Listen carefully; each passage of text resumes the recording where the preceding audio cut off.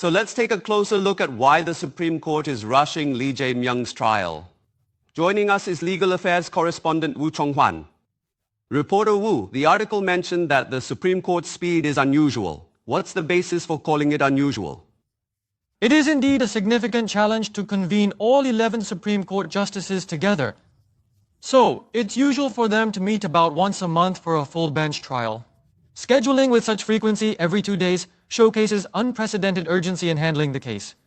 A source familiar with the Supreme Court situation told our reporters, "I've never seen anything like this before." Is this the first time the Supreme Court is moving this fast?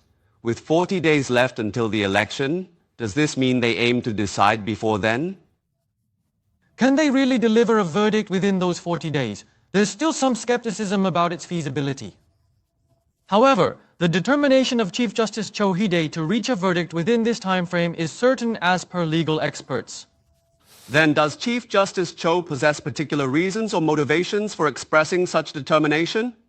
Ever since his inauguration as Chief Justice, Cho has committed to directly confront the enduring problem of delays that affect trials. Considering the people's urgent expectations toward the judiciary, it is all the more pressing to resolve the issue of delayed trials and to ensure that disputes are settled in a timely and efficient manner. The Public Official Election Act specifies the 633 principle, which requires the first trial to be concluded within 6 months and the third trial within 3 months. Chief Justice Cho has been advocating for adherence to this principle. Known as a staunch advocate of principles, Chief Justice Cho's own directive suggests that the Supreme Court should also comply with this standard.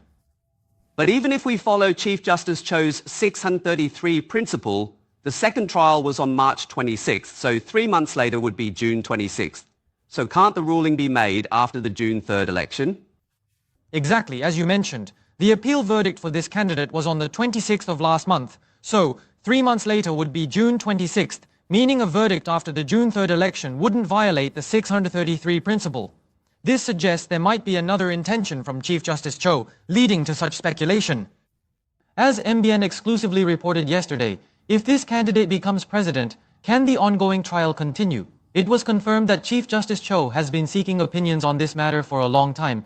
The question is whether Article 84 of the Constitution, which states that a president cannot be criminally prosecuted, also means that ongoing trials are halted.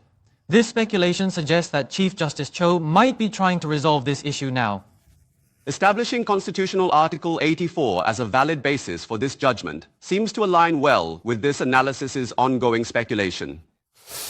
The ongoing controversy really seems likely to find a definitive resolution if it is concluded before Election Day arrives. Do you agree with this assessment?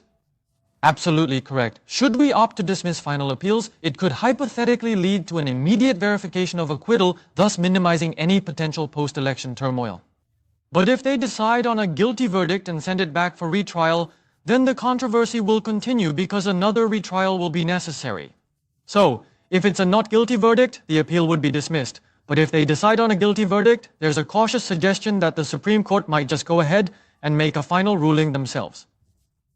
So, as you mentioned, one of the 3 options is a retrial, meaning the Supreme Court would make a direct ruling. Is that even possible?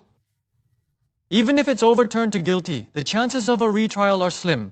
This applies to the current trial as well. In the past decade, there have been over 1,600 cases under the Public Official Election Act. Out of these, the Supreme Court has only overturned 1 case. To do so, the evidence must be rock solid, leaving no room for doubt. That's why such conditions are necessary. However, a source familiar with the Supreme Court said, if a verdict wasn't possible before the election, Chief Justice Cho wouldn't have gone this far.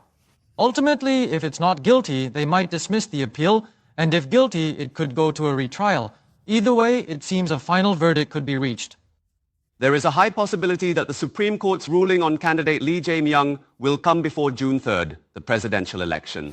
So it's clear that the Supreme Court's decision has become a crucial factor in this election. This was reporter Woo Chong-hwan.